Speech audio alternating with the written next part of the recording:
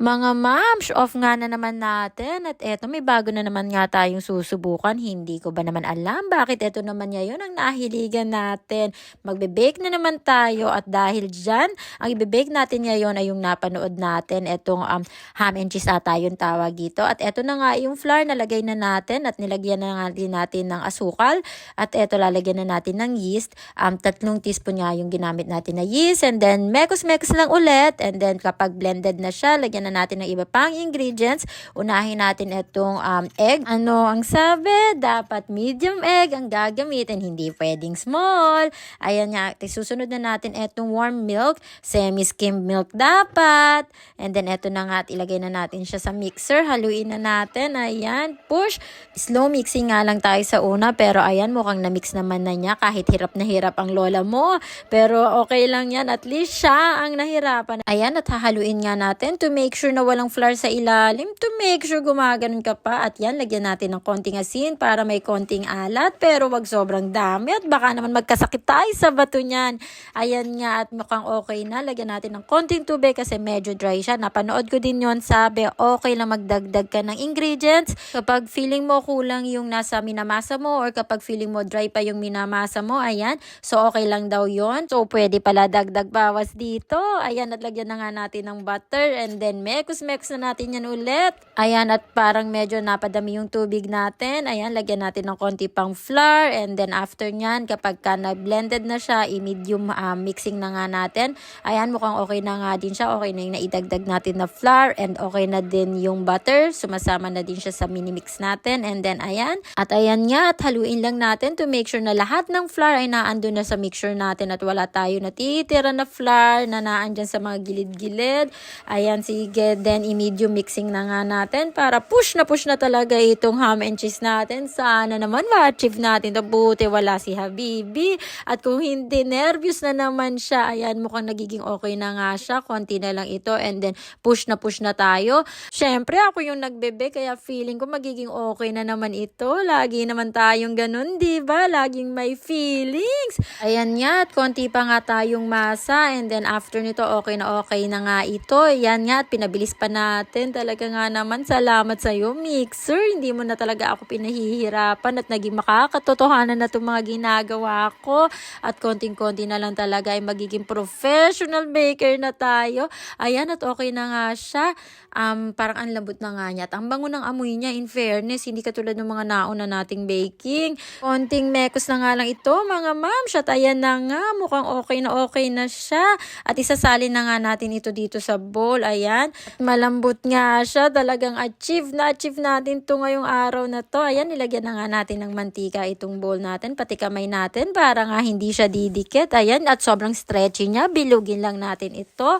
Ayan nga, at ang lambot niya, mga ma'am. So, sobrang soft talaga na magagawa nating tinapay dito. Ayan, lagyan natin ng konting mantika to make sure na hindi talaga siya didikit. Ayan, pero parang ang liit ng bowl natin. Tingnan natin kung kakailangan natin siyang ilipat sa mas malaki at mukhang parang ang dami nating nagawa ngayon. Ayan nga, tignan natin, lagyan natin ng plastic pero kailangan talagang ilipat. Ayan, sa mas malaking bowl. Ang dami na naman nating ginawa, mga moms, pero carry lang yan. Ayan, at lagyan nga natin ng plastic and then i-rest natin siya for 1 hour. Sana all nagpapahinga.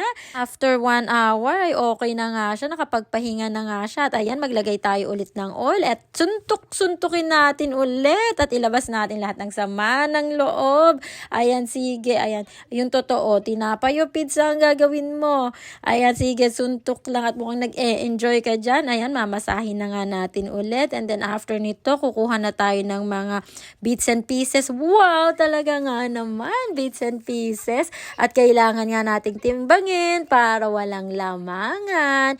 Make sure na pantay-pantay dapat. 50 grams each nga yung gagawin natin para hindi sobrang laki. Ayan, pag hindi 50 grams, reject yan. Hindi papasa sa quality control natin.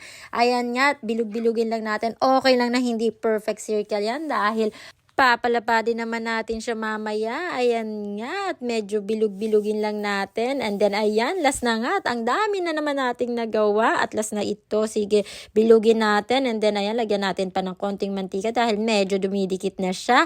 Ayan nga, at palapadin na natin. At i-prepare na natin itong ham. Roasted ham nga itong binili natin. Ayan, una is buo natin. Tingnan natin kung carry. At kaso, ang kapal niya masyado. So, baka ikalahati lang natin itong ham na ilagay natin. Ayan, at hatiin nga natin at mukhang gawin nating flour. At eto nga ang itsura niya. Ayan, isa pa ulit. Pero this time, gawin natin kalahati lang yung ham dahil sobrang kapal niya. Hindi kaya nakakaumay na yon.